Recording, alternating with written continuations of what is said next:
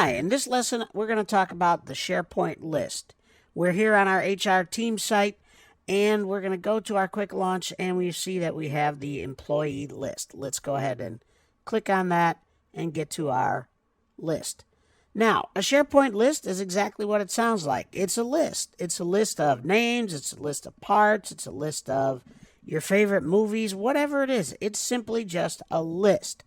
And if you go ahead and take a look at this list, and I'm going to kind of scroll down here, you see it looks a lot like an Excel list, doesn't it? And that's because it works a lot like Excel, and it looks a lot like Excel.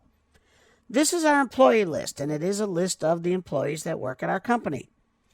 You see that we have columns. We have our header row here, and it has the names of our columns. Our first name, last name, ID number, date of hire, what department, the location, and although it's over here, and come on, give me a break, there we go, kind of hidden, we have our hourly rate.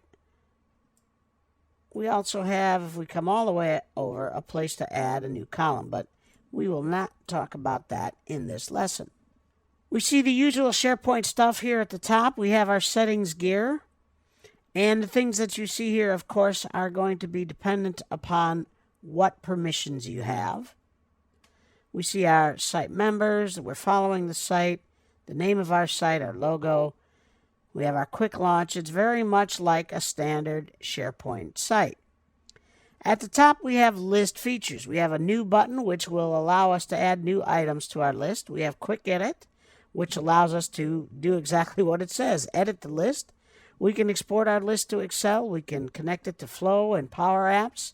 And these three ellipses over here will show us more options. And if I click on that now, you'll see that I have the ability to set an alert for this list, and I can manage my alerts.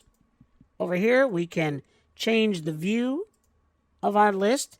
We have the ability to filter a list, and we have the details pane, which will show us some information about this list. Shows us the activity.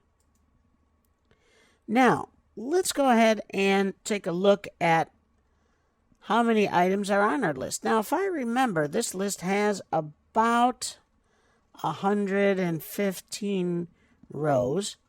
So, not a huge list, but there's quite a few there. And unlike the old SharePoint, they're all on one page. You don't have to go next page, next page, next page. They're all here. Now, there is a limit to how many list items you can have, and I believe it's 30,000. I could be wrong about that. They change that frequently, but I think you can have 30,000 rows in your SharePoint Online list. So now you know a little bit more about the SharePoint list. Thanks for listening, and I'll see you next time.